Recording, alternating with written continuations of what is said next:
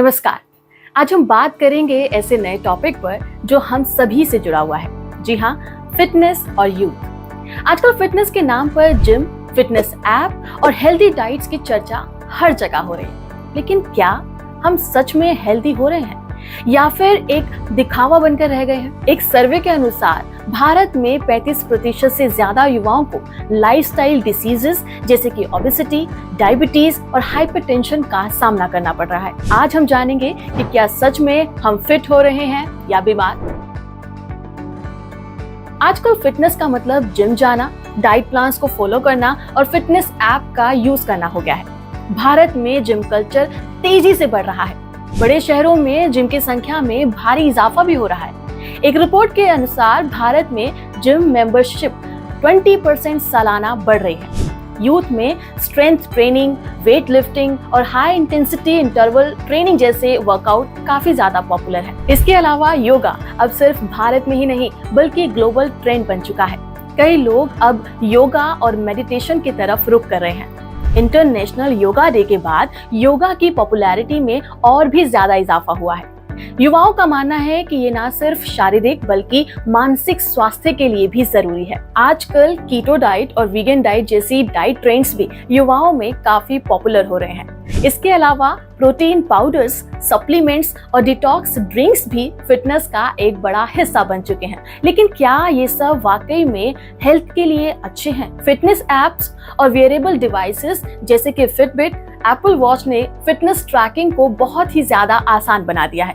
Online workout classes और fitness जो challenges हैं, इनके माध्यम से युवा अपने फिटनेस गोल को पूरा करने की कोशिश कर रहे हैं। चलिए अब बात करते हैं कि क्या हम सच में हेल्दी हो रहे हैं या नहीं।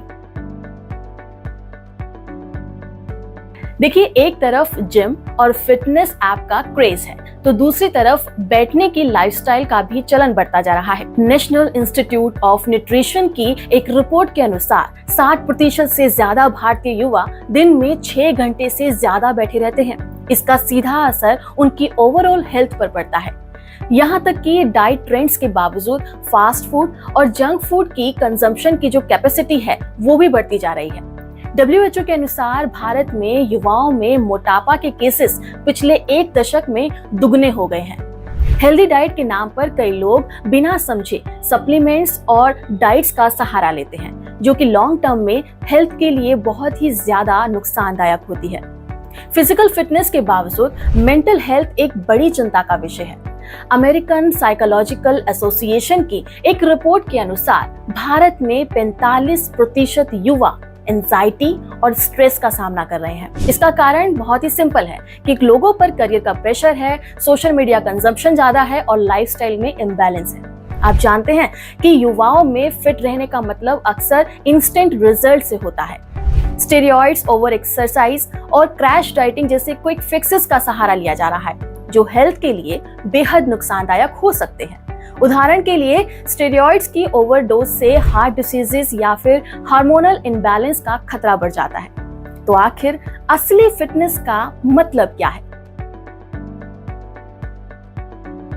फिटनेस का सबसे जरूरी हिस्सा है एक बैलेंस डाइट। सिर्फ हाई प्रोटीन डाइट या फिर सप्लीमेंट पर रहने से बेहतर है कि आप एक ऐसा डाइट प्लान बनाएं जो कि कार्बोहाइड्रेट, प्रोटीन, फैट, विटामिन और मिनरल्स से भरपूर हो। Indian council of medical research के अनुसार डेली डाइट में ताजे फल, सब्जियां और नट्स शामिल करने से ओवरऑल हेल्थ में सुधार हो सकता है।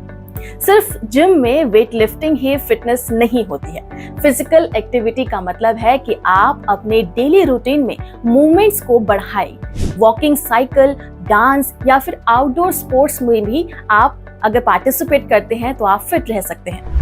WHO के गाइडलाइन के अनुसार हफ्ते में कम से कम 150 मिनट की मॉडरेट इंटेंसिटी फिजिकल एक्टिविटी होनी चाहिए।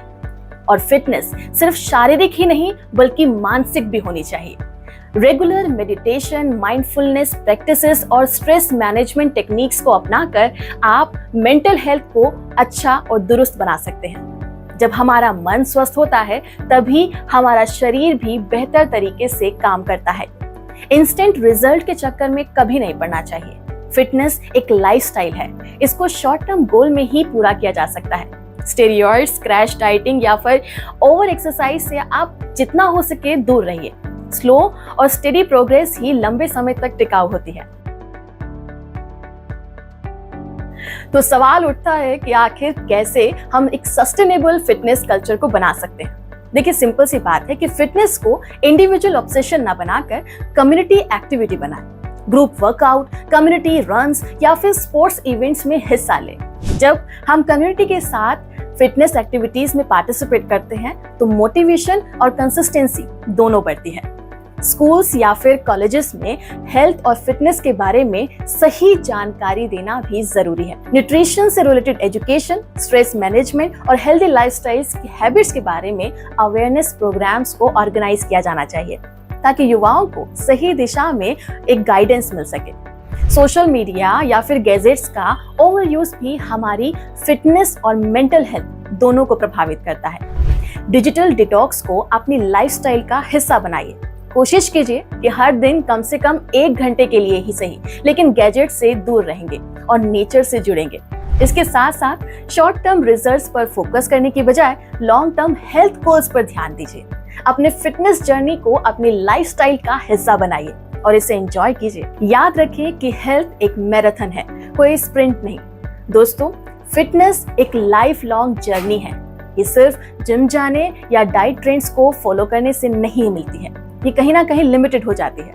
असली फिटनेस का मतलब है एक बैलेंस्ड लाइफस्टाइल जो शारीरिक और मानसिक के साथ साथ सामाजिक रूप से आपको स्वस्थ रखे।